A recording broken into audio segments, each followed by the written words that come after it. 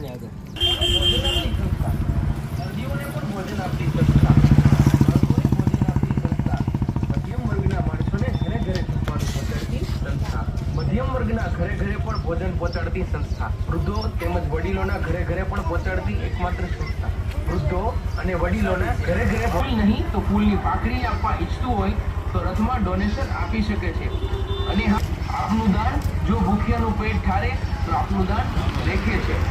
અમરેલી અને રાજકોટમાં સુંદર કામગીરી કરતી સંસ્થા બાપા સીતારામ અન્ન ક્ષેત્ર ટ્રસ્ટ. તો ફૂલની પાકડી અથવા અનાજ કરિયાણું આપની યથાશક્તિ પ્રમાણે આપ દાન આપી શકો છો. બાપા સીતારામ અન્ન ક્ષેત્ર ટ્રસ્ટ અમરેલી અને રાજકોટ આ બે શહેરોમાં ગરીબ માણસોને જમાડવાનું સુંદર કામગીરી કરી રહી છે. ભૂખ્યાને